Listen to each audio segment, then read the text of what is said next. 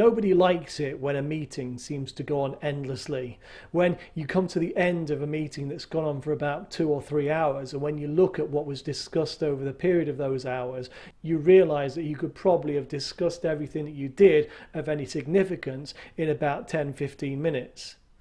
What you find is that meetings that seem to go on like that endlessly have absolutely no structure. If you want to make sure that meetings don't go on endlessly, you need to make sure that there's a structure in place. The most straightforward way to add a structure to a meeting is to add an agenda to the meeting. Now, a lot of people think that agendas are outdated, a little bit old-fashioned, but I can tell you, when you apply an agenda to a meeting and add some form of structure before the meeting even takes place, you're going to find that the meetings will be a lot more productive, they'll be a lot shorter, and you're going to get an awful lot done in a lot shorter period of time.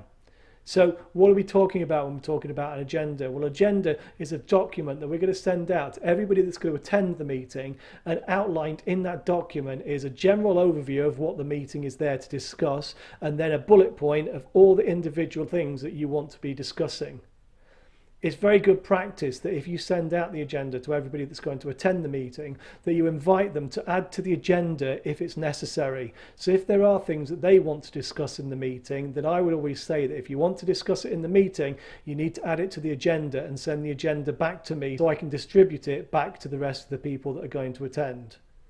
As soon as the structure is in place, what you'll find is people will be a lot more inclined to follow that structure. On a slightly separate note, particularly when it comes to those of you that are involved in sales, don't shy away from sending out an agenda to prospective customers that you're going to meet. Sending out an agenda makes you look professional, but it also allows you to make sure that you can keep in control of that meeting. So if I was going out to a sales meeting, I'm going to send out to my prospective customer an agenda of everything that I want to discuss in the meeting. Now also, just to make sure there aren't any surprises and that they don't throw anything into the meeting that's going to catch me off guard that I'm unprepared for, I'm also going to invite them to add to the agenda anything that they want to discuss in the meeting too. That way both sides can be prepared, but it makes sure that I'm in a position where I can control the meeting and avoid any of those surprises.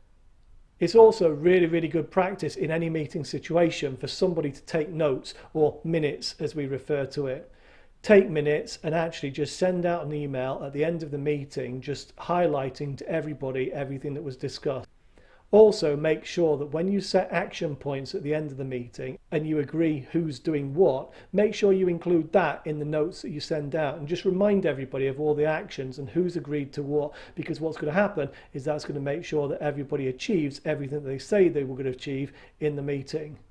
Adding a structure to a meeting is probably one of the most effective ways to make sure that your meetings are shorter, much more concise, to the point, and a lot more productive.